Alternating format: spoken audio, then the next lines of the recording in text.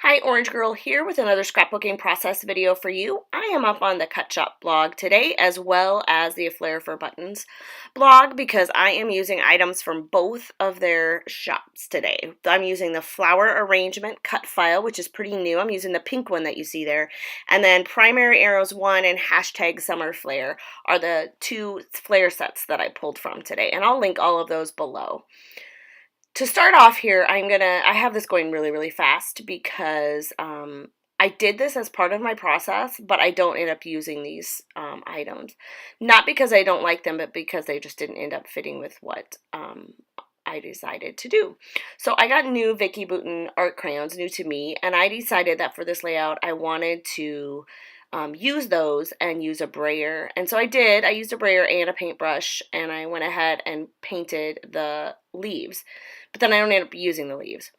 So my idea was I wanted to have a yellow black background, excuse me. So I used the two different yellows, and you could see me just coloring, and it's just onto a piece of packaging. And then I'm going to take my brayer that's clean-ish, and I'm going to use it to do horizontal and vertical lines across the page so that I get a blob kind of in the center, a square. And that's the technique I wanted to use, and I wanted to create a light and airy layout. I'm not really good at light and airy because I usually use a lot of color, but I see all these people do light and airy layouts, and I think they're beautiful, and every time I get inspired by them and I try to make one myself, it doesn't usually end up light and airy. So we'll see how this one ends up. The other thing that I knew at this point that I wanted to do was I wanted to use a photograph of my feet, actually, my shoes, from On Vacation with dandelions.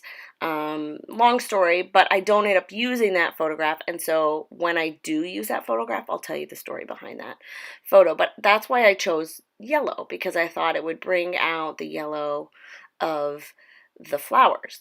But then enter Facebook, and you know how they do those memories every day when you open up your Facebook. Well, I'm doing this on one day, and I think, and then the next day, that in the morning, I opened up Facebook, and there was a picture of my daughter and my one true love at a wedding from about 4 years earlier, and it was an adorable photo, and I've never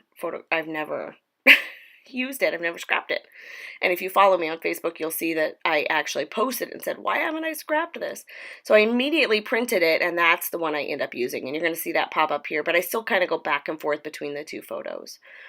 So you see me pull the cut file out. I cut the flowers. I cut 2 different flowers, and I cut them in about 3 or 4 different sizes because I wasn't sure what I was going to do. I knew I wanted to leave the flowers white because I was going for light and airy. So I wanted this yellow background and then the white flowers, and then I was going to have, so I end up using these littler ones. These are pretty tiny, and I'm just going to do white flowers on this yellow, and I decide that the white flowers get kind of lost, and it's a really cute, see there, I don't even have my photo printed at this point.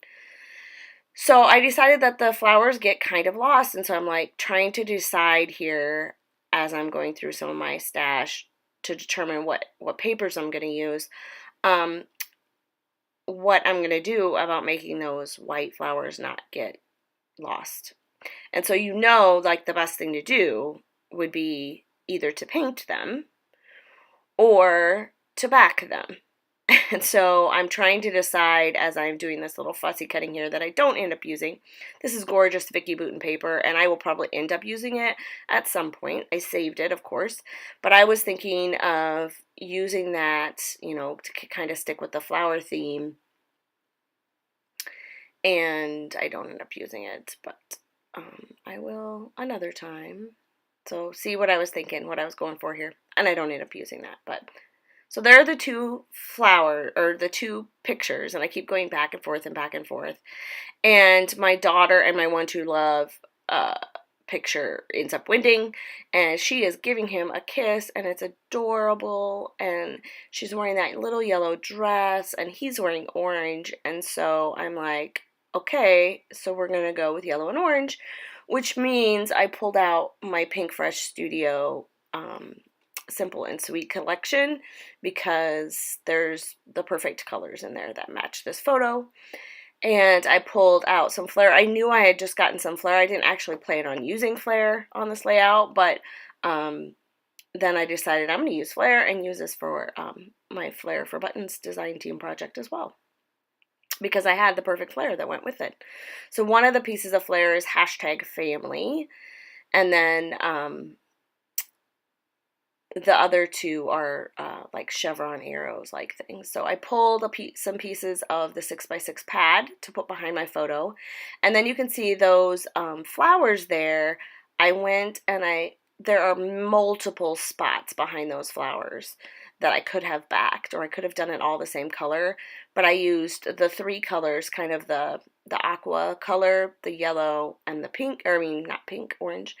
And I used those three colors, and I backed like about 6 to 9, somewhere in there, of the little spots behind each flower. So some of them are open, which I feel like makes it still seem like it's kind of light, and not a heavy layout at all, and not dark, and not full of too much color, but more like pops of color, which is kind of what I was looking for.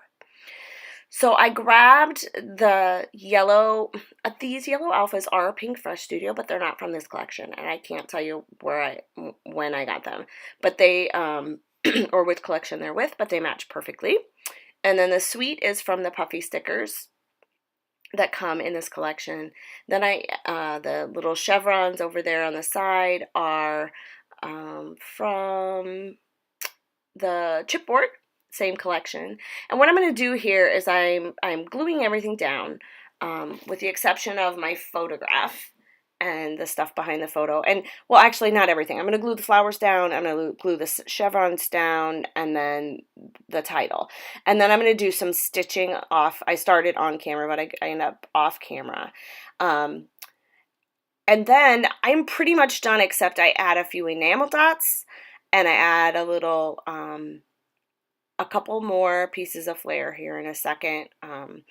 The problem is my camera went off, and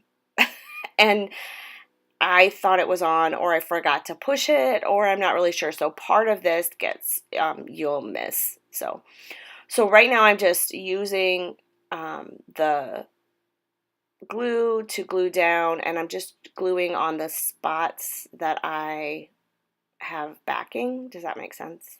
So I'm not worrying about every little part of those flowers to be down. I have plenty of glue on there that will last and work for a very long time. So I have that little XOXO, which I thought fit, and that is from the chipboard. And now I'm going to go ahead and I'm going to do some stitching, some machine stitching around the outside. So I go ahead and I do some orange and some yellow, two kind of borders around the outside there, and then I stitch over sweet, I stitch over kisses, I stitch over the chevrons, and then I make a little bit of stitching down by where my photo is going to go, just to kind of give it a little pop of color there, honestly, as part of it. And then the other piece of that is just to kind of give it a ground, kind of give it a home, so it's not just laying out there by itself, if that makes sense. So I cut out most of the stitching, but you can kind of see there what I'm going for. So I did the orange stitching first, and then I decided I wanted another row of yellow around the outside of that, just to kind of give it a little bit more. And I was a little messy about it, especially on the edges. I wanted a little bit of jagged, not perfect squares for both of the pieces of stitching. So that I do. And then, so then that's when I shut the camera off to finish the stitching, because I thought this is kind of boring to watch. And then I decided to turn it back on, and I must not have turned it back on. This is where I decide to add more stitching. Anyway, so you're going to see it kind of almost done, and that's me like being frustrated and having a little hissy fit because I just realized that I didn't have it done. So I added some thread behind each of the buttons. I added some enamel dots that came in the collection. And that is basically what I did off camera. And then the little banner that says things that make me smile up above the word sweet. That's the other thing that I added. But I think everything else was already there before the camera went out. So you kind of saw how I did that, but I apologize that that part got all cut out. So I am going to use my straight edge just to kind of, my T-square ruler, just to kind of at least make, even though the other things are kind of wonky, this way the actual picture is pretty straight. And then the word kisses, I used that same thing just to kind of give it a little bit of straight, even though the papers behind it are kind of wonky, but that's okay. Then the last thing that I end up doing is I decide that I'm trying to decide, you saw me point there underneath the picture. I felt like it needed something there, and I didn't know what to put there. I didn't really want to put something black there because I don't really have any black on my page. I have gray, but not a lot of black. So I looked through things and I decide, why don't I put a stamp there? So I go through my stamps. This is how I store my stamps. They're over there to the left. And then I have this little book that I made just with white cardstock. And I gave them each a number and stamped them out on a card so that I could go ahead and know what was on each one. So I found one that says Happy Little Moment, which I thought fit perfectly. And that, I believe, is a Maggie Holmes stamp. And then I go ahead and stamp that a couple times. And then off camera, I do actually stamp the date underneath that. And then I'm done. So here come the close-ups. I apologize for that little part being cut out. And I hope you enjoyed this layout. Let me know if you have any questions or any feedback. I would appreciate it. I would love, I know I have some new people that have joined me lately. Welcome to my channel. And I would love always taking ideas of what you'd like to see. See you next time.